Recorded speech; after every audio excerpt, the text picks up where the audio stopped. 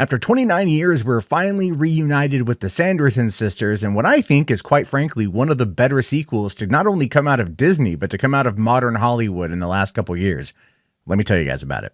Hey everyone, welcome back to another episode of Audio Commentary. My name is Matt Jarbo, and I'm going to be talking about Hocus Pocus 2, a movie that, I'm not going to lie, I was excited for, but I wasn't feeling like I needed to rush out to go and see it. I remember being a kid back in '93, being 11 years old and going to see the original movie when it came out, enjoying it then, enjoying it the multiple times I've seen it over the years, and especially with having kids of my own now watching it on Halloween and having it be a fun part of the tradition. But in the recent years of Hollywood and how they've gone about trying to make some of these movies and how they've put together some of these sequels, especially these reboots, if you will, or requels, or however you want to call it, it almost feels like they're out of ideas. It almost feels like there's a very difficult way of trying to breathe new life into a property like this, especially one like Hocus Pocus, which did, in fact, famously flop back in 1993, but it has lived on through being a cult film. Being a 90s kid, especially, like I said, 11 years old in 93, I don't remember the original movie having flopped. I remember everyone I know having seen it and everyone I know having loved it. So that was kind of news to me the older that I got. But I was still a little bit apprehensive about going into this. I saw the trailer, enjoyed the trailer, but again, it kind of felt like, okay, we're 30 years later. Obviously, Bette Midler is now in her mid-70s. Sarah Jessica Parker's in her late 60s or late 50s, and Kathy Najimy is in her mid 60s. And so it's like, man, you can totally see the age, but I was really curious about how they were going to make it work, especially since outside of Doug Jones's Billy Butcherson, none of the original cast was coming back. I can actually say I was really impressed with what they did. I was actually really impressed with the story. And there's even a couple elements there that I'm like, yeah, you can expand upon this if you want to do a third movie. And we'll talk about the potentiality of a third movie as it goes on. But obviously, the plot of this movie is basically pretty straightforward, right? It's Halloween night, it's Salem, but I don't want to get too far ahead of myself. It opens with with Winifred and the Sanderson sisters when they were children, especially when Winifred turned 16. And she gets betrothed to another boy in town, and she defies the reverend or the pastor, and they get exiled from the town and everything else. And then they become witches and they exact their revenge, initially on Salem. I actually really enjoyed the opening scene of this movie for a number of reasons. One, like, I always enjoy watching Tony Hale. I thought he did a really good job playing like the pastor here. And you're like, oh, he's such a dick, considering the fact that later on when you see his character, he is 100% the polar opposite of his ancestor, which is just kind of like a really fun little way of playing with that particular trope. Additionally, the actress who plays young Winifred, I don't know her name, but man, she did a fantastic job in completely mimicking the mannerisms and temperament of Bette Midler. When I was a kid, there's a movie called Beaches with Bette Midler and I forget the other woman in there too, but it's like they have like a prequel part of it, right? A prologue part where you've got the younger actors, right? And so they had a young girl playing Bette Midler back for Beaches. I forget who it was, but again, this girl knocked it out of the park, and I could actually see them doing some kind of a spin-off with like the young Sanderson sisters and bringing these three back, and actually, given the way that they shot this stuff, I could actually see that. And it might actually be kind of fun, to be fair, to get a bit of a prequel on that. Because this setup story for how they became witches was definitely interesting, especially the introduction of Hannah Waddington's witch mother character, which there was an element there that they talked about, that they touched upon when they were introducing the Sanderson sisters to the book, about a spell that they shouldn't do, and that to make a promise that they shouldn't do. Obviously, that's going to be a trope later on, or that's going to be a plot point later on. But what I found really fascinating about that, as the story went on, was what the witch mother had said in regards to this spell, which I'll get to that point, because I actually thought that was a really interesting plot point that they didn't explore, but they heavily hinted at, which I was like, oh, if you're paying attention, that's going to go off like a light bulb, and you're going to be like, oh, that's actually a really interesting little side thing there. So this story again takes place present day, Salem, 30 years later after the events of the first movie. And you have three friends that are having their fight. And, one of them ends up like ditching the friend group to go and hook up with like a jock and his friends. And it just kind of separates the group. And if you've ever had friends who get in relationships, you know what that's like. You know what it's like when you have one friend go off in a new relationship and it just kind of alters the dynamic of the original friend group, especially those friends who have been best friends for years, practically siblings. And it does drive a wedge in between those relationships. And it's something that I can relate to, and I think a lot of other people can relate to. And the way that it was presented here, again, was done in a way where you get what's going on, even though they don't really come out and say it until a pivotal scene about, 2/3 of the way through the movie, which was really surprising and touching and really interesting in how they had a character development on that point. But I'll get to that.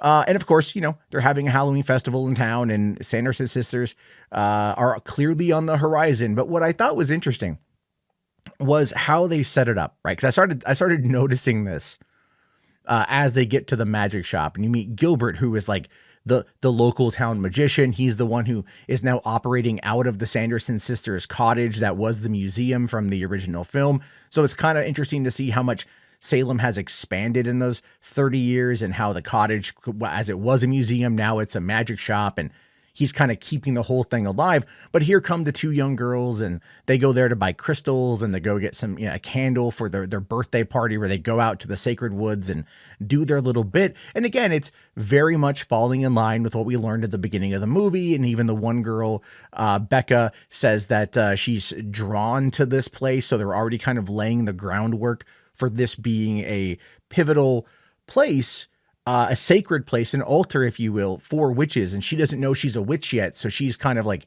feeling it. She's been drawn to it for years, doesn't know why. But what I enjoyed about that particular bit of storytelling was that they didn't really linger on it. There wasn't a lot of dialogue that was very much setting it up. I think if you've watched movies, you'll understand like the references and what to look for. But what I found to be really interesting about it was the fact that they really did like not go out of their way to acknowledge that certain things were going to be happening, right? Like, I know that's weird to say, but it's true. They actually were really, really, really good about laying out breadcrumbs, but not being overt in showing you things, right? So for example, they're talking about, doing the candle, and Gilbert does the whole story talking about how the black flame candle is what will bring the Sanderson sisters back. And he's got them on sale. They're 10% off for the holiday. And then he ends up giving one to Becca and Izzy for Becca's 16th birthday. And it's on the house. And even right then, I'm like, oh, this guy knows. This guy knows what's going on. And he's the one that's going to be bringing the Sanderson sisters back. It's not by accident. It's by design. And I thought that was actually a really cool little plot point. I'm like, oh, wow, that's actually kind of interesting. That's pretty freaking neat. Where instead of it being just kind of an accidental thing 300 years later, as it was in the first movie, this whole thing was very much someone deliberately trying to bring them back. We've seen that storyline play out before in a multitude of different movies, but here it was done predominantly out of, like, I would say, curiosity, rather than anything else, right? Like, this guy, he saw them when he was a kid. He believes in the Sanderson sisters, and he believes in magic. So he probably just wanted to see what they were all about. But again, not realizing just kind of how crazy and vile they really were. Because again, you're going to get to build up this idea of who these people are in your head until you actually meet them. It really does talk about the whole concept of never meet your heroes, especially in this case. When the Sanderson sisters show up, they basically curse Gilbert and make him their slave for like about an hour to do their bidding. Maybe a poor choice of words in that particular case, but they still make him do their bidding for an hour unless he's going to die. So he has to go and collect all these ingredients and whatever in order to make this potion, to do this Magica Maximum or whatever the spell is called. The one spell they promised Witch Mother they wouldn't do because of how crazy it was. And they need to get like the blood of the enemy, and they need to get all these different ingredients. And so Gilbert runs off to go and do that. And he needs also the head of the lover. And the lover in this case is good old Billy Butcherson, played once again by Doug Jones. Doug is an amazing guy. I love him in the first movie, loved him again here. What I thought was really funny, though, was in the beginning of the movie when Winifred's all like, no, Billy Butcherson is my soulmate. And he's like, whoa, man, we had one kiss in the graveyard. And she thinks that that makes them soulmates. And I'm just like, something about that was reminding me of how 16-year-olds operate in regards to their emotions. I was cracking up at that pretty heavily. And so obviously from there, like, you know, Gilbert's trying to like lure Billy back to the shop in order to be able to get his head, and and we get a couple of fun scenes with them. But then you have like you have Becca and Izzy, and they're trying to then also help out their friend Cassie, who is the daughter of the mayor, and they need the blood of the enemy, the blood of the mayor. And so like they're trying to like navigate all this while still trying to solve the problem. And again, it plays out like a kid's movie. It plays out like a young adult film, but it's fun. When you get to see Bette Midler and Sarah Jessica Parker and Kathy Najimy, and they're back and they're performing at a Sanderson Sisters lookalike contest, and they put on a whole performance and bewitch the town again, it's just fun. You know, when they're at the Walgreens and they end up needing brooms, and so there's a broom and a Swiffer, and then Kathy Najimy, instead of being on a vacuum cleaner this time, she's on 2 Roombas, and then says cowabunga as she exits. I thought was kind of weird. But then again, that was a term from 1993 that they might have heard in the original film. I have to go back and watch the original movie again to see if the word cowabunga is said anywhere in her presence. But the fact that they used it at a time where it was 6 years into the lifespan of the Teenage Mutant Ninja Turtles animated show, and as a child of the 80s and 90s who grew up with Ninja Turtles, that cowabunga, that's going to be a real deep cut. For people like me, that's a real deep cut for people like me. So I appreciated it, even if it was a little bit on the like, okay side. You're like, all right, like I get it. This is a pandering to us, you know, us millennials or us zennials or the late stage Gen Xers or Gen Y, whatever you want to call us. I'm not too sure. But of course, obviously everything kind of comes together back when they're going to go make the spell. And you know, Becca starts to kind of understand now that she's a witch and she has the ability to kind of fight them. Oh, before I get ahead of myself there, though, there is that scene when the 3 of them reunite and kind of talk out their problems and whatnot. And the boyfriend is there, and they say in front of him, like, he's mean to people. This guy is mean. He says like mean things. And he goes, and this is where I thought it was great because it kind of talks about like privilege a little bit. You know, there's a little bit of a commentary on, you could say, male privilege, which I think went over the head of a lot of the chuds who would normally watch this stuff just to shit on it. But he goes, you know, he's like, I wasn't trying to be mean. I was trying to start conversations, but that's how he communicated and didn't realize that what he said had a negative impact on other people. And when this is pointed out to him, his response, surprisingly, isn't one of defiance. It's one of acceptance of responsibility. And like, he actually says, man, I owe a lot of people a lot of apologies. I'm paraphrasing, but I actually like really enjoyed that, where you've got like the jerk character being told, hey man, listen, you're kind of a jerk. And his response is, oh man, yeah, I guess I wasn't trying to be, but I mean, I guess I am. I have to apologize to a lot of people, taking accountability and responsibility. Kind of an interesting little thing to see in the movie, but it was refreshing. It was well-deserved. I really enjoyed that scene overall.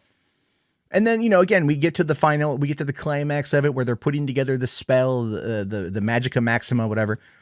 And the girls figure out that when the book, because the book doesn't want to do it, when they have the price to pay for the magic is that Winifred has to give up what she holds most dear, which is obviously her sisters.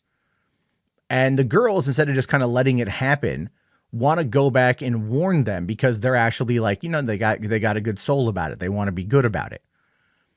In this moment, when you realize what it is that they gave up, that's when you kind of have a flashback to the first part of the movie when they meet the witch mother in the clearing, because the witch mother talks about how a witch is nothing without her coven.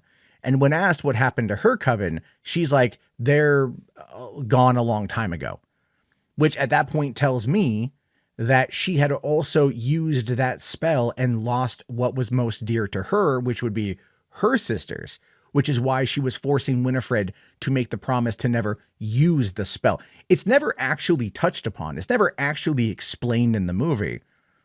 But when you watch that scene play out and you kind of then think back to it, you're like, oh, wow, she was saying it without saying it.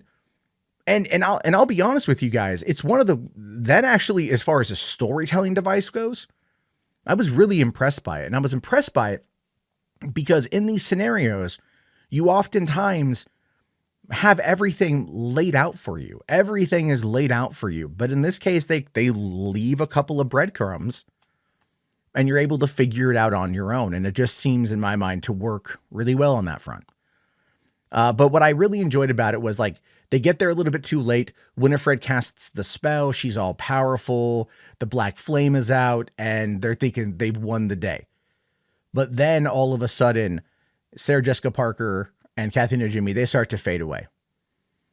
And you get this really nice moment, as weird as it is to say, you get this moment with Bette Midler after they're gone, which I will say, like, they kind of I know it's meant to be a little bit hammy, kind of like at the end of the first movie when they disappear because of sunrise.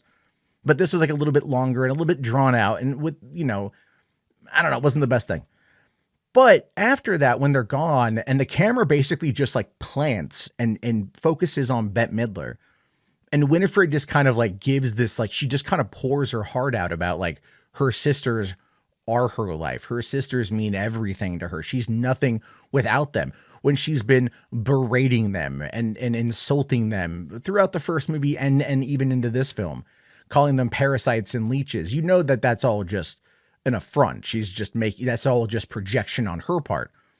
But she just kind of like lays it out there. And it was actually, I'm not going to lie, it was an emotional scene. I kind of felt it a little bit in here. I was like, all right, that's a little bit of a thing. And then the book, what I enjoyed was they actually gave the book a lot of personality with just one eye and the ability to sweat or cry, which I thought was kind of a nice and interesting addition, that the book was alive and they treated the book like it was alive with opinions and with feelings and things like that. It was very interesting that they made this book a character using nonverbal communication.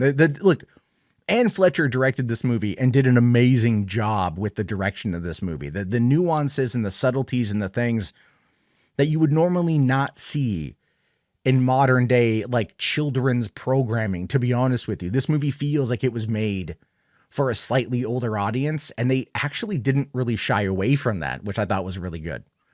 Yeah, it still had the conventions of like a kid's movie, but it was handled in a more mature way. And even the characters at the end, right? You have a Becca, Izzy, and Cassie, the new coven, if you will. And they decide to cast a reunification spell or reunite, whatever, to bring the sisters back. But instead, it actually sends Winifred to them. So she dies. She willingly sacrifices herself in order to be with her sisters, which was sweet. And honestly, it was a good ending to the story, because how else were you going to do it? Like, you'd have to fight them and kill them. The sun would come up, everything else. You'd be revisiting the same plot device from the first film. This actually has character growth, character development, and a nice kind of bittersweet ending. Because at the, you're like, oh man, that's sad. That's kind of sad.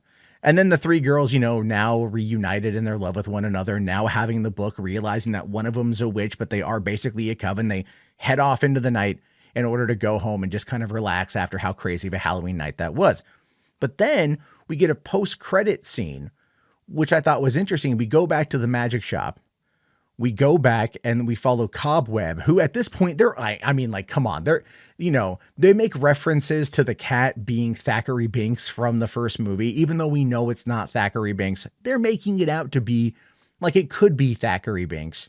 Even though we know that Thackeray was able to rest at the end of the first movie, he was reunited with Emily. But they follow the cat jumps on the shelf, and there's another black flame candle.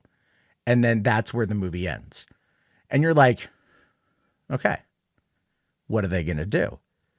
Well, right before then, what I forgot to mention was, as the girls are walking away, as the final shot of the movie was happening, what we see the witch mother's crow flying behind them, indicating that obviously whatever might happen in a Hocus Pocus 3 might be more about their experiences with the witch mother in that particular situation. Because what you've got is now you've got a story where you've got 3 witches, or at least one in her coven, that are good witches, that have good hearts, good souls, and they are good witches. They've defeated the bad witches, ultimately with good, which again, I thought was a really nice metaphor for the entire a theme for the movie, a metaphor for the film.